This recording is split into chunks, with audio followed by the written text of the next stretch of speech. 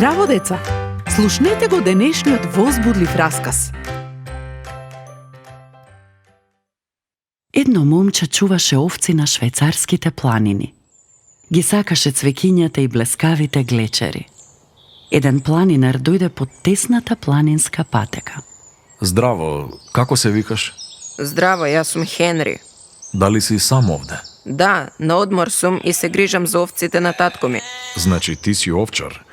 Дали го познаваш добриот пастир? Не, кој е тој? Господ Исус. Во Библијата пишува дека луѓето се како непослушни овци кои со задоволство одат по својот пат. Добриот пастир не бара, сака да не води, да се грижи за нас и еден ден да не земе на небото. Ке ме земе ли таму кога ќе умрам? Да, само треба да го замолиш да стане твој пастир. Сакам да го направам тоа сега. Хенри кажа едноставна молитва. Доаѓаше од неговото срце. Сакаше да му припаѓа на Исус. Пред да продолжи, планинарот му рече на Хенри: Од сега секогаш му припаѓаш на добриот пастир. Можеш да кажеш: Господ е мој пастир. Погледни, можеш да ги користиш прстите за да го запомниш овој стих од Библијата.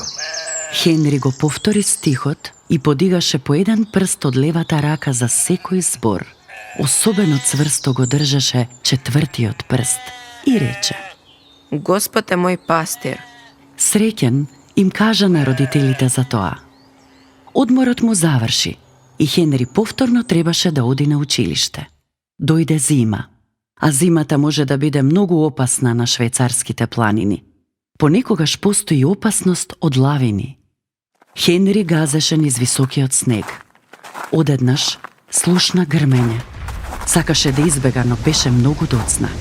Лавината го покри и го закопа под голем слој снег. Кога се стемни, родителите почнаа да се загрижуваат. Го бараа повеќе часови. Кога конечно го пронајдоа, видоа дека тој цврсто го држи четвртиот прст од левата рака.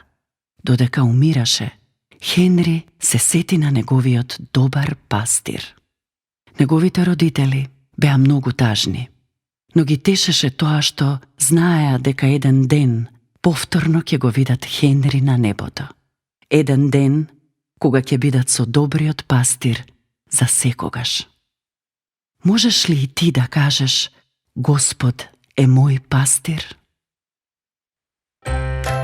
До следното слушање. Ако сакаш да не контактираш или ако имаш прашање, пиши ни на radio7kids@gmail.com. Чао!